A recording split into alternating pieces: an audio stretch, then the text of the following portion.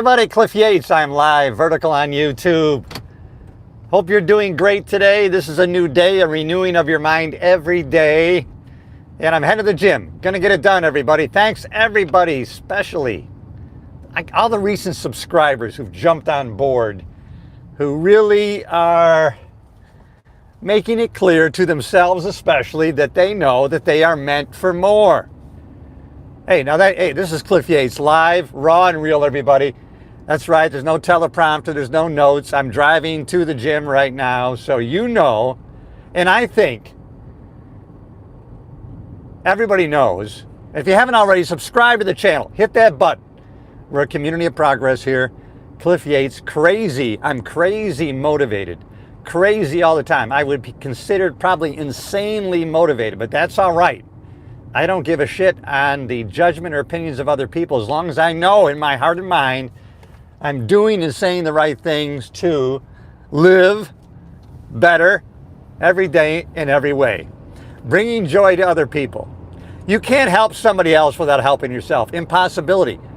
Why you should focus on trying to help somebody? Because you cannot help them without helping yourself. Impossibility.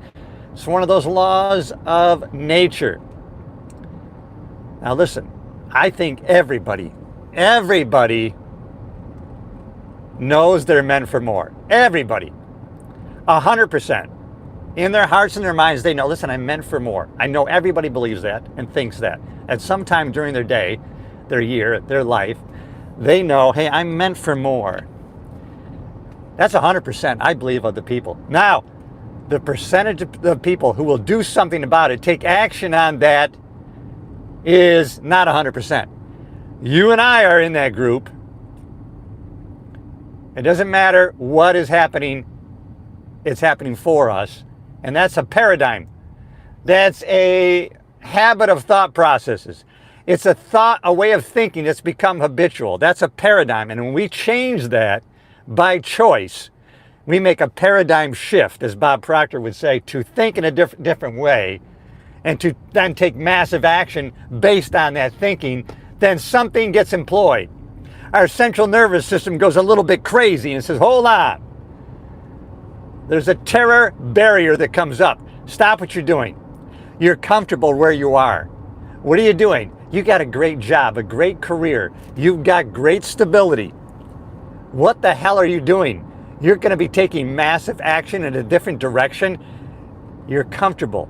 And your body is meant to really embrace that comfortableness. So you know when you're too comfortable, when you need to push yourself. And that reminds me of something else. Listen, we've got to set the bar. We've got to be the CEOs of our life. We have to take the action. Why? Look around you in today's society. The bar is way too damn low to be of any kind of challenge. To have a positive impact on people today, to make a positive impact in life today, it doesn't take very much. The bar is very damn low. That's why we need to push ourselves, raise the bar ourselves. What we are challenging ourselves to do. I can't rely on anything outside of our district of influence. We cannot depend on that. We got to set our own bar, our own challenges, and push ourselves to the next damn limit. And that's going to lead to fulfilling. Hey, thanks for checking in. Wow, love it. Love the hearts. Love it. I appreciate it. It's amazing. And so let's keep moving on. I am getting to the gym today for a couple different reasons. Let me share that with you. Our outside bodies. Our bodies are an instrument of our minds. Our body is an instrument of our minds. Our outward reflection is a direct, our outside appearance, our outside bodies are a direct reflection of our inner thoughts. Oh, that's so true. You know it. When somebody walks into a room, you can tell, right? Well, they're in shape, they're in condition. They've obviously employed some kind of discipline, right? You know, they're taking care of themselves. You know it in somebody's face. The joy on somebody's face, right? You see it. That's an outward reflection of their inner thoughts. The frown, the nasty expression, the downtrodden look, the look of despair. It's an outward reflection on their inner thoughts. Okay, I know maybe some terrible things have happened to them, for them. They're going through tragedy. Listen, the same wind of tragedy, despair, trauma blows on all of us. If not personally, it blows on the people around us. What is the difference? The difference is us setting a different sail. Take those winds, set a different sail so that we can point in a different and new direction. So important. It's not bullshit either. Just remember that terror line is going to come up when you decide to make some big changes in your thinking and your doing, because out of self-preservation, we're going to want to embrace what's comfortable. I know I was in a place of very comfortableness. I could be very comfortable and I could relax, and then I knew I had to kick my own self in the ass to get going, because I knew I was meant for more. And I know that the taste of regret, is a bad taste, and it's much more harsh than the taste of discipline. You know, the taste of discipline, the weight of discipline weighs ounces, and the weight of regret on our shoulders is a ton. Listen, start where you're at. Start where you're at right now. Head in a new direction. If you haven't already, subscribe to the damn channel. And listen, I'm building up a community of progress. And listen, God is bragging on you. He's bragging on you to everybody in the universe. Listen, show God you're worthy of that bragginess. And let's start. We have to set really a lifelong daily habit of self-improvement. A lifelong daily habit of self-improvement. That's going to make the big difference. Not everybody's going to do that and take on that challenge, and not going to take the actions that are necessary to do that. Why? Because most people are mired, committed, and they are dedicated to mediocrity. If that's you, doesn't matter. You can make the changes starting today, right now, if that's you. If that's you, you might choose to attack some kind of these messages, right? Because it's easy to do. Gives you an excuse not to take action, not to start having a greater life today than you had yet. Listen, we're born for progress. We're born to progress. That's how our life is most fulfilled. We're born that way as a baby. As a baby, we're born for progress, right? We're born, and initially it's genetics, right? We look like the people around us because of genetics. And then we start changing because of our environment, because of what is being fed to us. Our subconscious mind is an empty vessel. It's an empty cup. And then people around us are pouring stuff in, the things they say, the things they do, the smiles. It's having a big effect on us, the way they hug us and hold us and love on us, or don't do those things.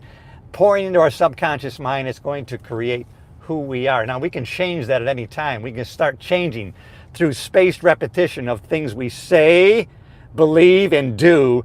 We can start to change how we've been programmed. And we've been programmed to think a certain way, and in that regard, do certain things. But we can change that. But as a baby, we're already born that way, to progress. How long will a baby try to start to stand up, to walk?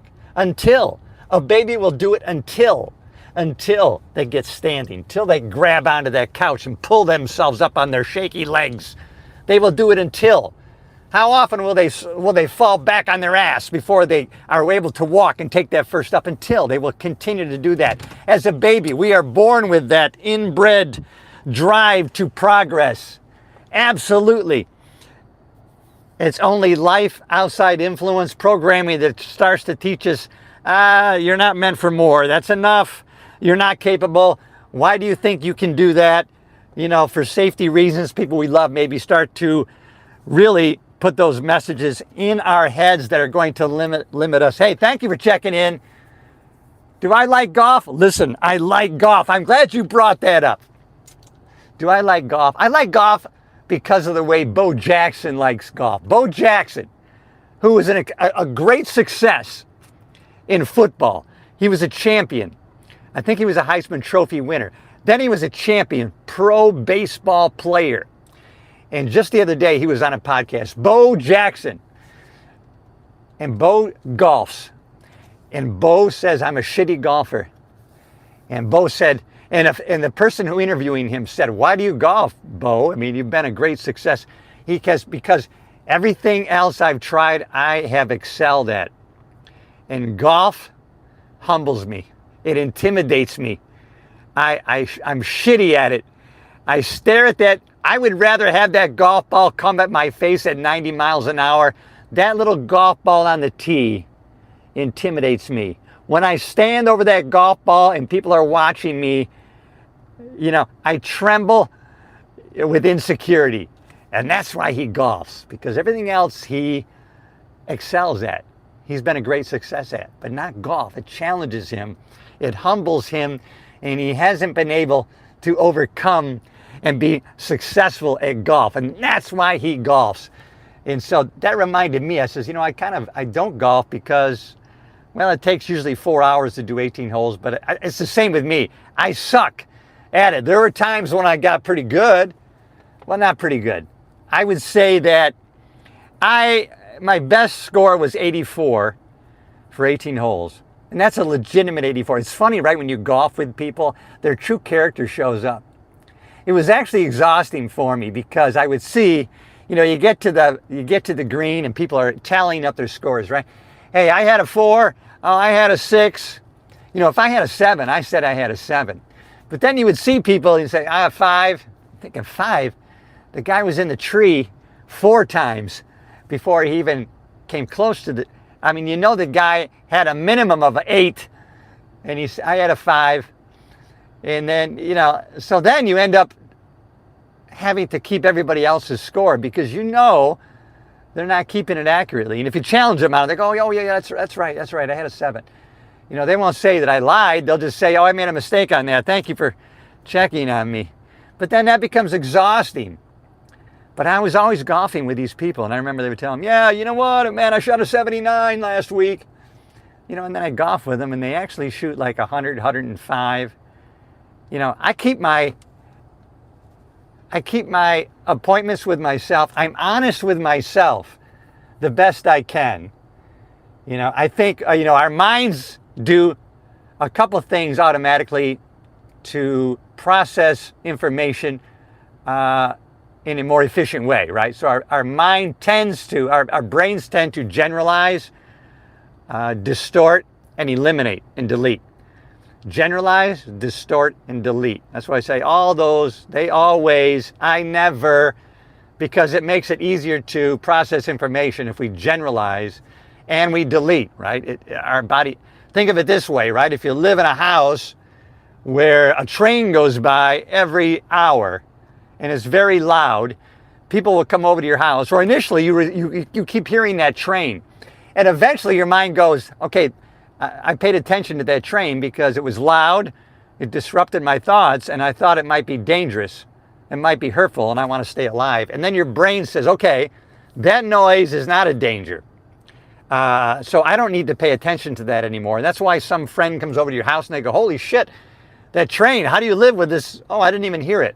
Your brain starts to delete that noise because it knows it's not any longer a danger. So the brain is always working the right way. So it distorts, deletes, and generalizes so that it can be more efficient in processing information. So what we need to learn is how to overcome, override thoughts that are not serving us by the way it generalizes, distorts, and deletes shit. We are the CEO of our brains, right? Our bodies are servants of our minds. My body is not going to decide today to get here to the gym. No, my mind is going to decide that. And by habituating, it's going to become a regular routine for me that I don't really have to focus too highly on. And listen, I come to the gym for a couple different reasons. The body is an outward, physical showing of your inner thoughts. So I come here for that reason, because I know that my body is my calling card to show people my discipline, but it's also a habituated way to display my discipline, and it's an important thing to do because it also affects your state. Even though the body is a servant of the mind, your movement of your body does affect back to your mind. So it is a two-way street, but it has to start with your mind. The mind is the master of everything. Let's master our minds. Body will follow, discipline will follow, and the actions we take to have a better life will follow. Too much do we have limited thinking that we've created ourselves. We are created in God's image because God is a creator. He created us to be creators.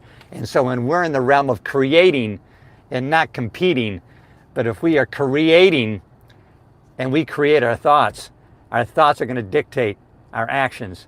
We can change our thoughts. But that terror barrier will show up when we change that mindset and we've made a big decision that's going to be a big change in our life, that's going to push us out of a comfort zone. Then the terror barrier reminds us, wait a minute, hold on, stay where you're at, do what you're doing. You've already got a great job. You've been here for 5 years. You've established yourself. Why would you make this big decision? We don't know what's going to happen if you make this big decision. But if you got a track record of making those big choices, those big decisions, and then your return on investment in those decisions has been great. Now you've got a track record to look back and say, wait a minute, I know I'm making these decisions in the right way for the right reason. And even if I fail, I'll find a way to pivot and make better decisions. This is not all bullshit, everybody. If you haven't already subscribed to the channel, I'm Cliff Yates. And listen, I believe in our power. We need to have a lifelong habit of daily self-improvement thinking. A lifelong habit of daily self-improvement. We got this, everybody. If you haven't already, subscribe to the channel. Be authentic, raw, and real. All right, everybody, I'm here at the gym. I'm going to get it done. I had to take a few days off last week. I actually had to back off of the gas pedal. Can you believe that? I was out. I had to take care of myself. I had made a big trip across Florida. I had kind of limited my intake of water. And then when I got back, I was feeling not too well. I thought, man, do I have a bladder infection? I feel like I have the chills. But everything didn't lean. It all leaned that I was dehydrated. So if I'm dehydrated, let me try these things. I went and got some Pedialyte, some electrolytes from CVS. I started drinking water every 45 minutes throughout that one day. And man, I came back. But sometimes we need to do that. Sometimes we have to back off the gas pedal. Sometimes we're hitting a curve. We don't want to fly off the track and crash. We want to keep in the race. So sometimes back off on the curves. And then as you get around the curve, now you're in a straightaway, get on the damn gas pedal. I've come out of the curve of last week, starting right now. This is Sunday, everybody. This is how I start my weeks. I want you to start your week on a Sunday too, whenever you want to. But I'm starting on a Sunday. That's how it is on the calendar. But now I've come around last week's curve. I had to back off on the gas pedal, back off on the workouts. And I had to, hey, focus. Hey, take care of yourself. I'm obviously dehydrated. I've got evidence that supports that. So now I've come around that curve. And now I'm on the straightaway again. And believe me, I'm back on the gas pedal. I'm on it. It's a pedal to the metal. I am pushing all the way. All right, everybody, you know what to do. Smash the like. Share this with somebody who needs to hear it. Or better yet, look towards yourself. Claim your power. Believe me, any limitation has all been created by yourself. That's not bullshit. Forget about the outside influence. It's not the economy. It's not your negative relatives. No, it's you. You're in control. And once you take that control, hey, I'll tell you what, the world is your oyster. No limits, baby. Cliff Yates, unlimited. Hey, I'll see you in the next video. You're awesome. You got this, everybody.